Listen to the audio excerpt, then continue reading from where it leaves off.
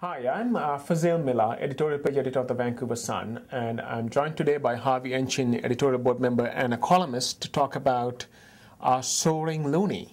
Harvey, the dollar is hovering at par with the US. Can you explain why that's the case and whether, in fact, it will continue to strengthen over time? Well, one of the reasons, of course, is that the American dollar has been weak, but the Canadian dollar has been gaining against other currencies as well. And part of it is that we weathered the recession in Canada better than most other places. A lot of analysts think that Canada will lead the G7 in economic growth going forward. Our fiscal position is very strong. We've become more competitive. Our tax system is competitive.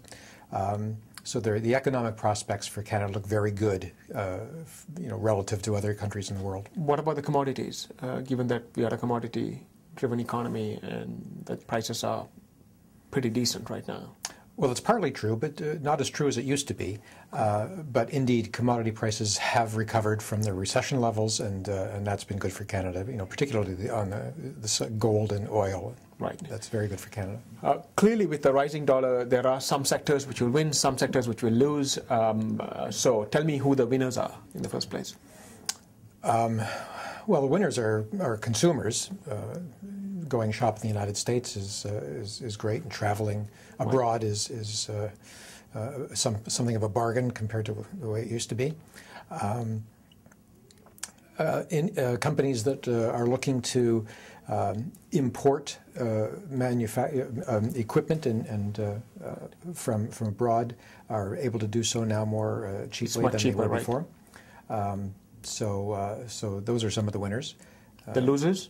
The losers are the commodity shippers, particularly those that are priced in U.S. dollars. And the forest industry comes to mind there. We've already heard from them on that they're quite threatened by a high dollar. And of course, the tourism industry, they fear that tourists will stay away if we become a high-cost destination. So those are the two big plays. There's a lot of debate, Harvey, about whether, in fact, the Bank of Canada needs to raise interest rates because we are hovering around the target range of inflation at midpoint of 2.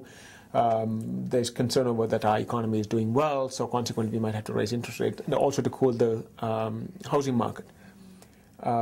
This high dollar, how does that affect the Bank of Canada's decision on raising or not raising interest rates? Well, I think it should make it unnecessary. To some extent, a high dollar will have a similar effect as raising interest rates would.